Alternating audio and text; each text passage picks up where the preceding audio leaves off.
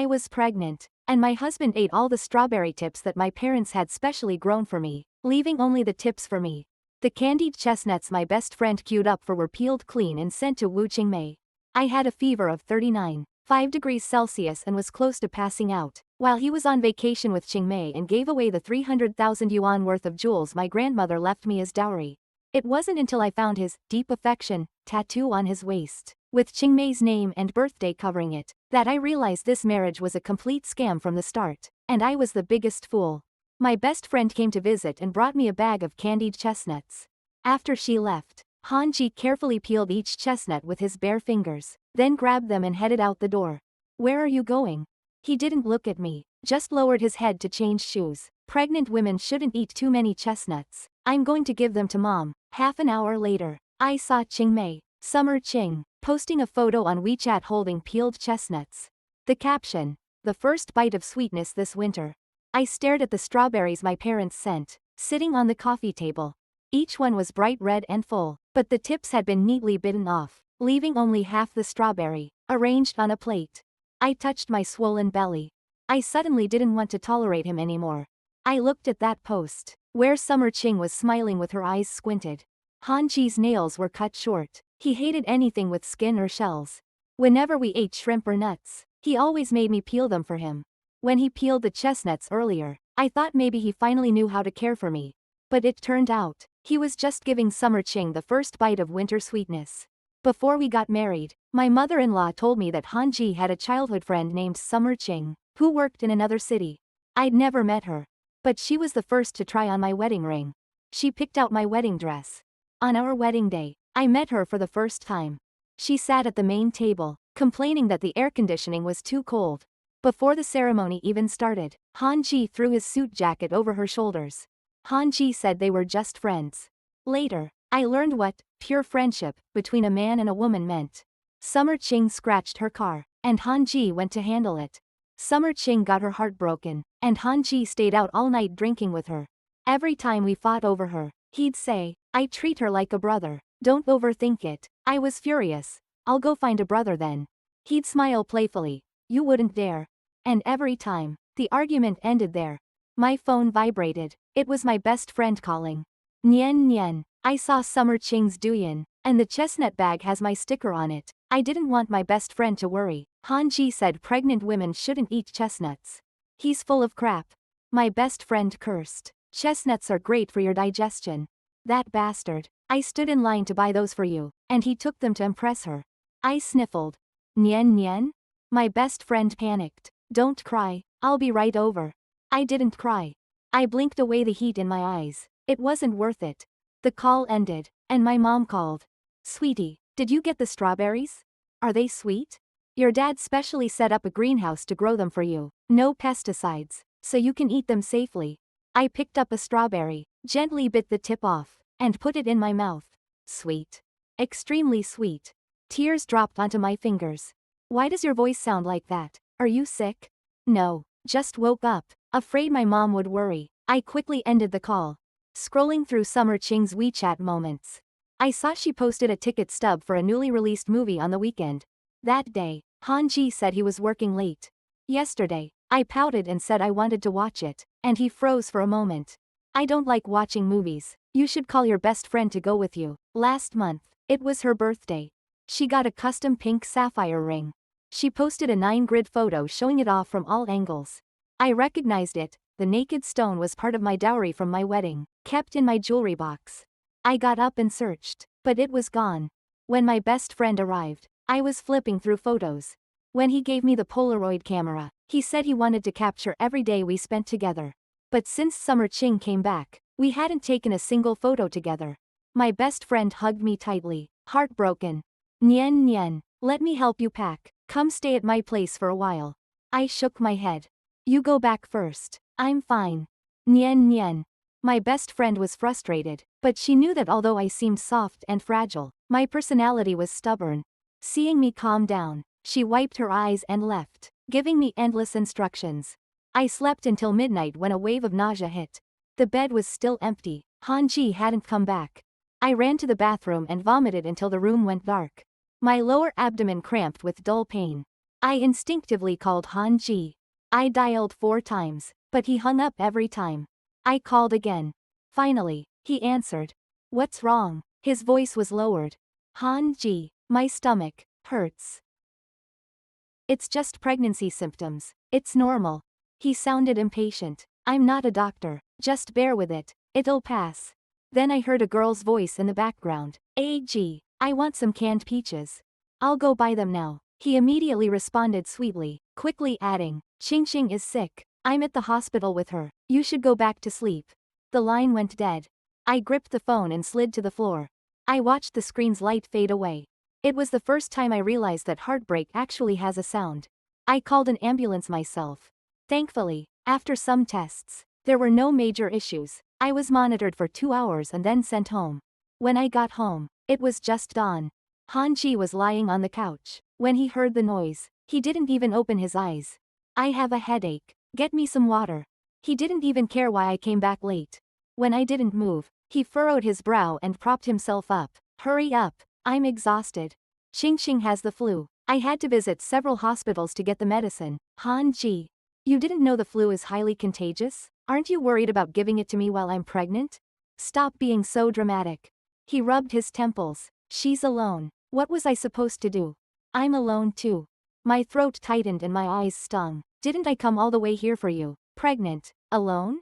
Enough. Don't act so pitiful. I never forced you. I stared at the man in front of me. It had only been 2 years of marriage, and I felt like I no longer knew him. Just as I was about to speak, his phone rang. Summer Ching's voice leaked out with a sob. AG, I'm running a fever again. He immediately got up and grabbed his jacket. I blocked the door. Han Ji, leave today, and you'll regret it. He paused for a second, then pushed past me impatiently. Sunan, since you've been pregnant, you've become a spoiled brat, throwing tantrums. The door slammed shut behind him. I stood still, my lower abdomen aching again. Han Ji didn't come back that day. He texted me later, fake sweetly telling me to remember to eat. The next morning, I started feeling chills and my throat burned. I thought about calling my best friend but remembered she was busy with a promotion competition and couldn't risk infecting her. I hesitated and dialed Han Ji's number. I think I got the flu. I have a fever. He was silent for 2 seconds before mocking me. Summer Ching's feeling better. And now you want attention? Change up your act a bit. The call was hung up. I took a deep breath, trembling, and called my mother-in-law, who lived in the same city. Mom, I have a fever, and Han Ji isn't here. Can you go with me to the hospital? Ah, stop overreacting. It's just a little cold. Drink some hot water and sweat it out. I could hear the sound of mahjong tiles being shuffled in the background, and the call abruptly ended. My temperature shot up to 39.5 degrees Celsius, and my lower abdomen tightened with pain. I called a cab and went to the hospital alone. In the emergency room, the doctor's face turned serious when he saw my pregnancy and fever. The flu had triggered pneumonia, and pregnant women couldn't take the usual medicine. I had to be hospitalized immediately. The fever felt like fire branding my bones, and every time I coughed, my lower abdomen would cramp. I curled up on the observation bed, every breath a struggle. The woman in the bed next to me had her husband feeding her water and wiping her sweat. I turned my face away, staring at the clear fluid dripping slowly from the IV bag. My body was suffering, but my heart was empty. On the 4th day of hospitalization, the fever finally subsided. I looked in the mirror and saw my sunken eyes and cracked lips.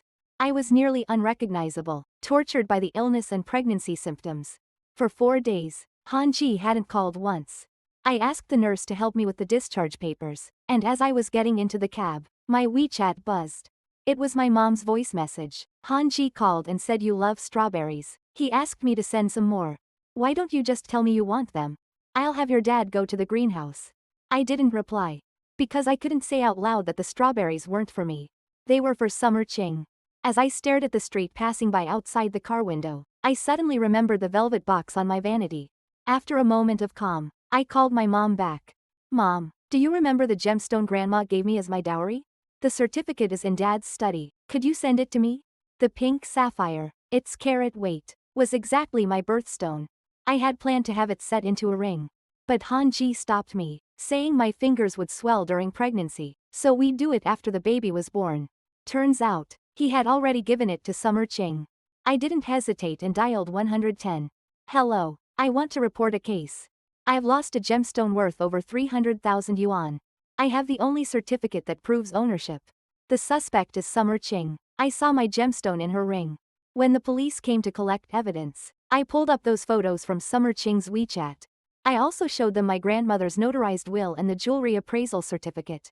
Each gemstone has a unique cut, and a professional jeweler could easily tell. Ownership of the gemstone was crystal clear. I had no idea how it went from my drawer to Summer Ching's hands. I told the police everything. The case was straightforward, with a complete chain of evidence. That afternoon, Summer Ching was summoned and detained. While I was at the police station assisting with the investigation, Han Ji rushed in and grabbed my wrist. Take the case down. This is a misunderstanding. A misunderstanding? I pulled my wrist away and protected my belly. She stole my grandmother's heirloom. Han Ji, you treated her like a friend, and now look what happened. You let a wolf into our home. Han Ji swallowed, avoiding my gaze. Nian Nian, she didn't steal it. I gave it to her as a birthday gift. I thought you wouldn't use it. I just kept it. I scoffed. Han Ji, your annual salary isn't even 300,000, and you think you can just give away a 300,000 yuan gemstone? I stared at him. My grandmother's will stated it was for me. It's my personal property, not yours. What right do you have to give it away? His face turned ashen. Summer Ching's parents rushed to the police station.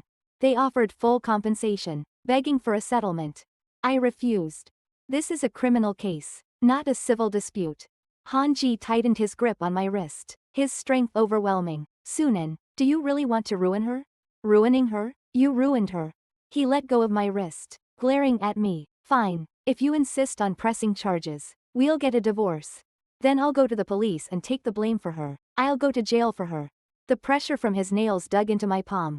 I held back the tears that were threatening to fall, and I smiled at him. Fine, I'll call my lawyer right now. Han Ji stood there, stunned, as if he had never known me. Summer Ching insisted it was a gift from Han Ji, and she didn't know anything. The police summoned Han Ji, and he submitted a gift agreement with my signature. He looked at me with cold eyes. Nian Nian, I know you've always hated Ching Ching. But this time, your joke went too far. I couldn't believe it and applied for a handwriting appraisal on the spot. But the police said, although I had my grandmother's will in my hands, which proved the gemstone was my personal property, it's difficult to define joint marital property. And Han Ji had the right to dispose of it, so it couldn't be considered theft. This is a domestic matter between husband and wife. They suggested we settle it through negotiation. After 48 hours of detention, Summer Ching was released. I refused to reconcile with Han Ji, clenching my teeth. My mother-in-law called, scolding me for being unreasonable, throwing away a good life and airing our family's dirty laundry. That night, my parents arrived. My mom's voice sounded tired. Nian Nian, your mother-in-law sent me money, 300,000. Just drop the case. It's getting too serious. How will you and Han Ji live after this? He already knows he was wrong. You need to forgive him. I stared at my parents, who had always been on my side, unable to speak. Grandma, even in heaven, would want you to take care of yourself and the child first. My heart felt like it had been hollowed out. Even the people closest and dearest to me were telling me to swallow this glass shard. Is it true that once a woman gets married and has children, she loses herself? In the end, my parents signed a settlement agreement for me. When Han Ji came out of the police station, Summer Ching was waiting at the door. She threw herself into his arms, crying like a flower in the rain. Han Ji gently patted her back. Look at you crying. It's nothing, really. When he looked up at me, his brow was furrowed tightly. Are you satisfied now? He protected Summer Ching as they walked closer. I've told you so many times, Ching Ching and I are just childhood friends. Why do you insist on making everyone restless? I watched him shield her, and suddenly felt the child in my belly drop painfully. Han Ji, let's get a divorce, I said. His eyes turned sharp. Don't even think about it. He walked past me without another word. I looked at Summer Ching behind him. She hid behind his shoulder and flashed me a faint, victorious smile. By the time the divorce agreement was drafted by the law firm, the sky had turned overcast. I placed the agreement on the coffee table in the most prominent spot and began packing my things. The suitcase lay open on the floor. I slowly folded the onesies I'd prepared for the baby, and placed them into a storage bag I'd never open again. The cotton fabric was soft, but my heart felt hard and cold. Han Ji came home that evening. He glanced at the papers on the coffee table and sighed. Did it really have to come to this? He walked over and squatted next to me, placing his hand over mine as I folded clothes. His palm was warm, and his tone deliberately softened with helplessness. What you did with the police was too much, but I can forgive your impulsiveness. I withdrew my hand and continued with what I was doing. Summer Ching is just a friend. I've known her for over 20 years. You know I'm not someone who values romance over friendship. He raised his hand to touch my hair, as if indulging a spoiled child. Because of your little stunt, she hasn't gone to work for several days. She was in a terrible mood, so she quit her job. I'm taking her to Sonia for a vacation to relax. You're pregnant, so you shouldn't fly. Just stay home and take care of the baby. Every word he said felt like tiny ice needles pricking my frozen nerves. I had asked him to take a day off to go with me to my prenatal checkup, but he kept saying work was busy. I told him to save his vacation days for after the baby was born, but he said he was in the peak of his career, and if he took too much time off, his boss and coworkers would complain. Yet now, during the busiest time of the year, he was taking vacation to calm down Summer Ching. There was no anger, no sting. Just a sharp, new realization. The soil of my marriage to Hanji had long been barren, devoid of growth. I closed the zipper on the storage bag and spoke calmly. Fine. A brief smile of relief flashed across Hanji's face. He was glad I finally understood. The next morning, I took the packed bag of clothes to the welfare home. Then I went to the hospital alone. I registered at the obstetrics department. The bench outside the consultation room was cold, and I sat there quietly, with my hands resting on my stomach. Have you thought it through? The doctor looked at my medical records. The pregnancy was far enough along that the procedure carried risks, and after all, it was my first pregnancy. I've thought it through. I heard my own voice, emotionless. The doctor glanced at me, then hesitated. Finally, he handed me a consent form for the procedure. Go out and think about it some more. Come back when you've made up your mind. I held the pen, and as the tip touched the paper, I hesitated. This child had been living inside me for 22 weeks. I had once looked forward to its arrival so much. But now, it had come at the wrong time. My phone rang. It was an unfamiliar local number. I answered. Aunt Nyen Nyen. It was Hanji's little nephew, in 4th grade. Can you buy me a new skin for Honor of Kings? I've got a secret about Uncle that no one's supposed to know. I hung up the phone. The hand holding the pen no longer hesitated. The final lingering attachment inside me snapped. I looked down at my signature on the consent form. The handwriting was steady, without a single tremor. The buzzing sound in my ears grew louder. In my mind, the words from the phone call repeated. The tattoo on Uncle's waist, the one under it, covered with Summer Ching's name and birthday. When I was young, Uncle and Auntie were dating. I remembered that night. Hanji lifted his shirt, and on his side was my profile, glowing slightly in the light. Marry me, Nyen Nyen. His eyes had been full of light back then. I'll tattoo you on me, that way, even if I forget who I am, I'll never forget loving you. At that time, I was full of sweetness. In fact, because of this almost childish passion, I hastily nodded. Turns out, beneath it, was another woman's name and birthday.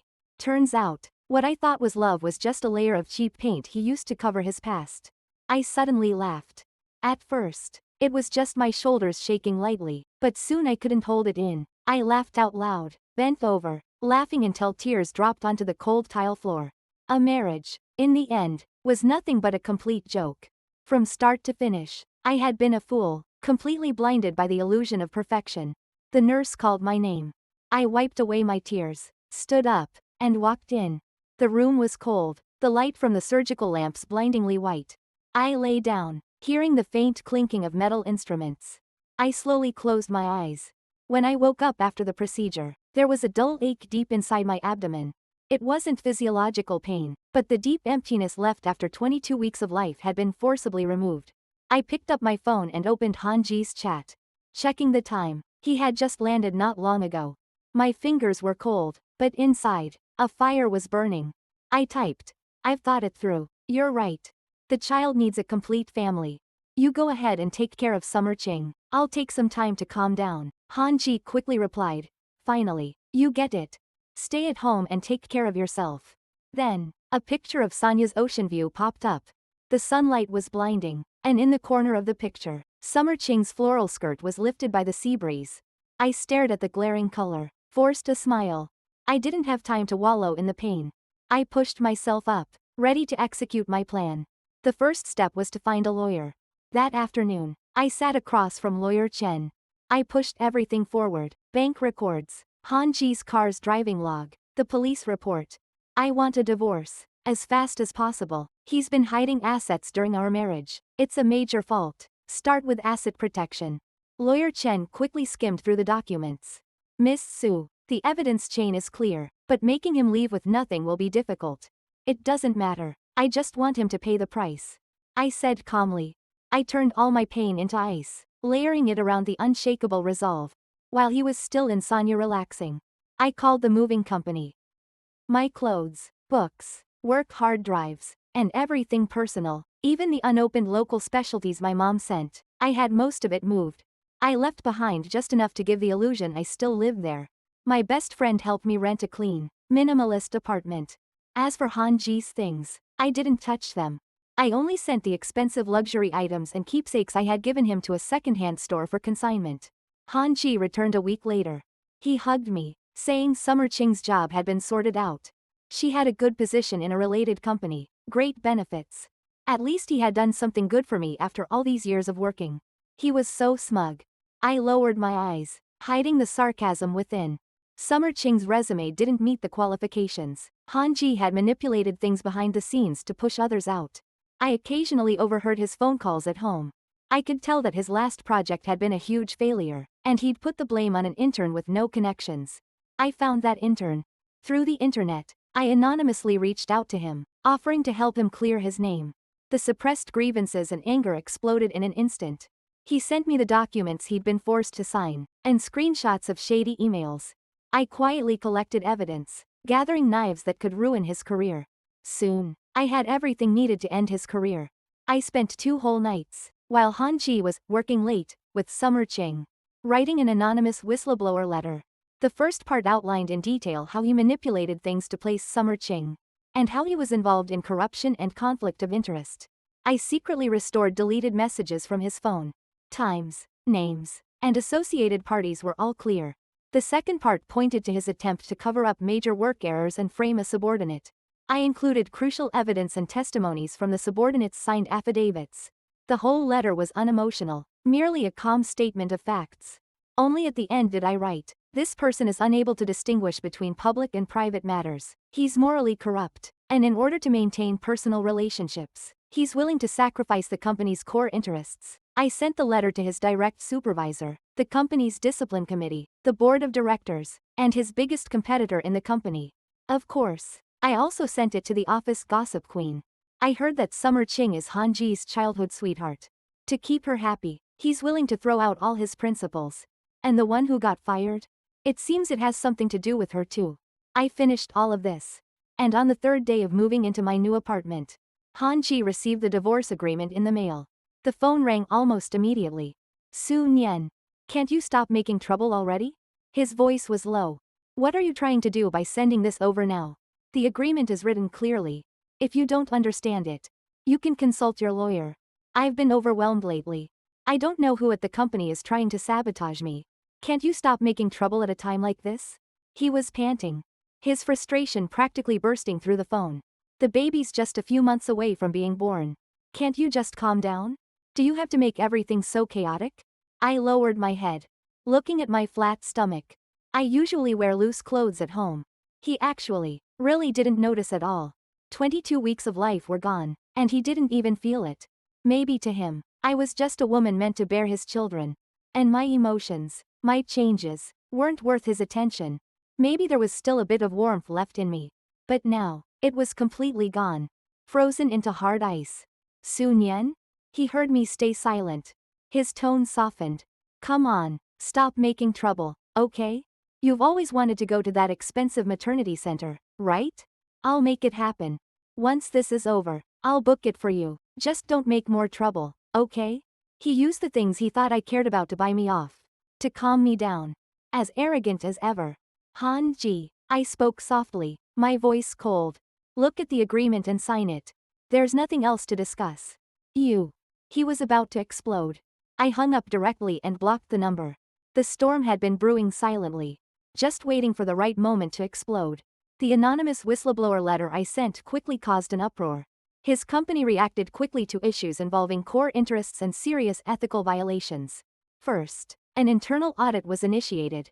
Then, he was suspended and placed under full investigation. The easy, well-paid job he had arranged for Summer Ching using his connections and resources was immediately rescinded by the affiliated company, on the grounds of not following proper hiring procedures. When the tree falls, the monkeys scatter. When the wall falls, everyone pushes.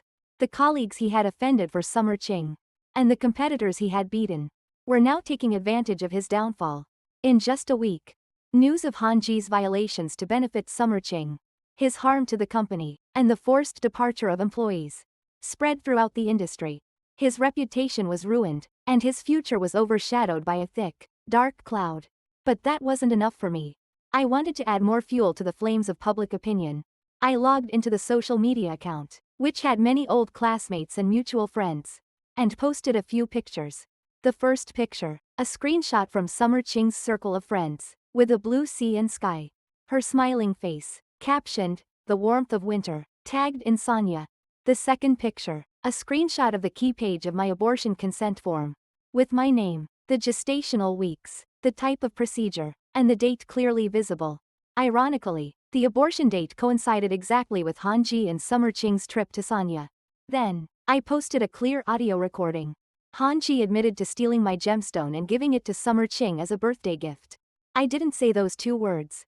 But every timeline, every action, pointed to the fact that he was truly having an affair. While his wife was in her pregnancy and undergoing an abortion, he was on vacation with his childhood friend, and gave her a valuable family heirloom. This post was like a boulder thrown into a lake, immediately stirring up waves. Relatives, friends, classmates, people who knew us were all shocked, asking questions, condemning him. But the deadliest blow didn't come from me. A few hours after I posted, a high school classmate of Han Ji, someone he hadn't been in touch with for years, suddenly commented on my post. "Summer Ching? Han Ji? Aren't they a couple from high school?" Everyone knew they were dating in high school. They even had to call their parents several times. Han Ji even fought someone for Summer Ching back then, so they're still messing around after all these years? Why break up in the first place and then marry someone else and ruin someone else's life? This comment instantly triggered people's memories. Suddenly, more people who knew about them started coming out with details. "Yeah, I remember. Han Ji even tattooed Summer Ching's name, right? On his waist, or somewhere. I always knew they weren't innocent. Their eye contact was always strange. So it was the ex-girlfriend, the first love that came back. And the wife and kid became obstacles? Disgusting. The absurd nature of my marriage was completely exposed. I watched the growing number of comments and private messages, some full of harsh insults directed at Han Ji and Summer Ching, and others offering sympathy and encouragement for me. I turned off the screen. The internet taught me a new term: fraudulent marriage. Looks like I can add a clause for emotional damages to my divorce agreement now. When Han Ji stormed into my office, the receptionist couldn't stop him. Or rather, his red eyes and reckless demeanor made people hesitate to stop him. He rushed straight to my desk, slamming his fist into the partition, drawing the attention of nearby colleagues. "Su Nian," he spoke in a low voice, his chest heaving with rage. "Come with me. Now." I paused my typing and slowly looked up. It was working hours. My voice wasn't loud, but it was clear enough for those nearby to hear. "If you need something, contact my lawyer." "What do you want?" he almost yelled, but managed to suppress it, his forehead veins twitching. "Delete that post, now. You're spreading rumors, defamation." "Which post?" I pretended not to understand. "Are you talking about the one where you went on vacation to Sanya with your childhood friend while I was having an abortion at 22 weeks pregnant? You're lying," he shouted suddenly. "The baby's still alive. You're spreading such vicious lies to get back at me. What's wrong with your heart? You're willing to curse your own child just to ruin me and Ching Ching." His accusations hit the floor with a thud, as if he had been wronged in the most unjust way. A few colleagues who didn't know the full story looked at him with a bit of confusion. I watched him explode in fury, and felt nothing but icy sarcasm. I slowly stood up. I was wearing a slightly fitted knit top, with a blazer over it. In front of him, I unbuttoned the blazer. Then, I pressed my hands against my stomach, and the soft fabric of the knit stretched tightly over it. The flatness, with no curve left, was clearly visible. Han-ji. I stared into his widening pupils. Slowly, clearly asking. How long has it been since you've really looked at me? You tell me, where is the child? His gaze was glued to my stomach. The anger, accusations, and pretenses on his face slowly ebbed away, leaving only a pale, almost blank look. He opened his mouth, but no sound came out. He staggered back a step, crashing into the file cabinet beside him. No, it's not possible. He found his voice again, but it was hoarse, trembling. You're lying to me. You're lying to me. Do you want me to pull up the hospital records and the surgical consent form to show you? My tone remained calm, but it was like the sharpest ice blade, piercing his last hope. He shook his head wildly, his eyes empty. A huge pain and disbelief gripped him. He instinctively defended himself. Summer Ching and I are not like that. We never were. It's people jealous of us spreading rumors. Is that so? I interrupted him. Then, what about the tattoo on your waist? The one you covered up, was that also because someone was jealous and tattooed it on you? His face turned from white to green. That was for you. Su Nian, do you really not trust me?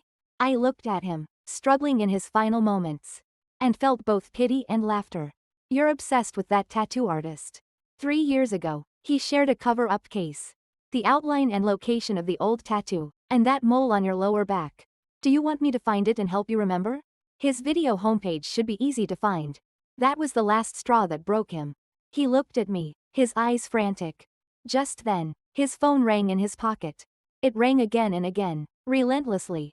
It was the special ringtone he set for Summer Ching. The ringtone instantly snapped him out of his breakdown. He scrambled to pull out his phone. His face twisted with frustration, even a bit of disgust. For the first time, when Summer Ching called, he didn't pick up immediately, but instead, slammed the button to hang up. But the call came right back. Answer it. I said softly, my lips curled in a mocking smile. Your Ching Ching is calling for you. His body jerked at my words, and he reluctantly pressed the answer button. He almost yelled, are you done yet? I'm busy. Summer Ching's voice, choked with tears, faintly came through the receiver. Ah gee. They're all yelling at me. I can't take it anymore. Come here quick. You can't ignore me. You promised you'd take care of me forever. I can't take it. Han-ji completely lost his patience. It's all because of you. Now everything is ruined. Can you stop bothering me? He yelled, and abruptly hung up the phone, turning back to face me with a look of realization. He finally understood where he was. The eyes of so many people were on him. He looked at me, his gaze filled with complex emotions, pain, regret, anger, pleading. In the end, all of it faded into emptiness. Neonian. He took a step forward, trying to grab my hand. His voice hoarse.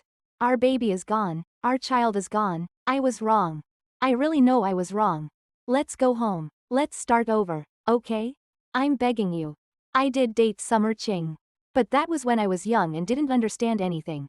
I married you because I love you. I took a step back, avoiding his hand. By now, I wasn't curious about his past with Summer Ching. Han-ji. I re-buttoned my blazer, my voice calm again. This is my workplace, not a place for you to vent your emotions. Or for you to perform your deep affection. Please leave, and don't disturb my colleagues. I turned to the building security. Please take this gentleman out. His emotions are unstable. If he continues to harass me, I will call the police. As security politely but firmly escorted Han-ji out, he turned back and glared at me, his gaze burning with unwillingness and pain. But I felt nothing. Late at night, I was awakened by the phone ringing. It was the hospital. Han-ji had been in a car accident, and his life was hanging by a thread. I went to the ICU, where I saw the traffic police, and watched the footage from the scene. In the middle of the road, a drunk Han-ji and Summer Ching were fighting fiercely. Summer Ching shouting something as he tried to push her away. The headlights of a car came rushing toward them, followed by a sharp screech of tires. Summer Ching was dragged under the car and died instantly. Han-ji was thrown out like a rag doll. The initial diagnosis: a ruptured cervical vertebra and severe spinal cord injury. The doctor shook his head. Below his neck, paralysis. Permanent. I stood behind the glass, looking at him, hooked up to machines, lifeless. The man who once prided himself on being superior, who thought the world revolved around him, was now just a lifeless sack of bones. The attending doctor came over, giving a somber update on his prognosis and the astronomical costs of future treatments. I listened, nodding occasionally, but not absorbing any of it. I didn't stay. I immediately dialed his mother's number. Han Ji and Summer Ching were in a car accident. Summer Ching died on the spot. Han Ji survived, but he's paralyzed from the neck down. He'll never walk again. I'll send you the address. A harsh, sorrowful wail and curses erupted from the other end of the phone. Ask the doctor when you get here. I hung up, sent the address, and took one last look through the glass window. Then, I turned and walked away. The hallway was empty, the sound of my footsteps clear and crisp. What remained of Han Ji's life, whether it would be pain or torment, no longer had anything to do with me. 3 months later, the divorce agreement was finalized in the presence of a lawyer. The process was simpler than I expected. A husband paralyzed from the neck down, completely incapacitated, was legally unable to challenge any terms. Besides, from start to finish, he was the one at fault. I went to the hospital to sign the final documents. A form of goodbye. The hospital room felt suffocating. Han Ji lay in the center of medical equipment, only his head and neck fixed and exposed. His eyes were hollow, his bones sharp. When he saw me, his cloudy eyes suddenly widened. The only part of him that moved, his eyes, followed me intently, full of unspoken emotions. Pain, pleading, and perhaps even delayed regret. A single drop of murky tear forced its way out of his dried-up eye, slowly rolling into his hairline. I met his gaze calmly. It's over, Han Ji. A strange noise came from his throat, the tears flowing faster. But he couldn't even lift a hand to wipe them away. The body that once held others, and hurt me, was now his prison. I packed up the documents and turned to leave. I didn't look back. Through the window at the end of the hallway, bright sunlight streamed in, glaring and almost blinding. I squinted slightly and walked out. And inside the hospital room behind me, the man who repented with his tears would forever be left in the shadows.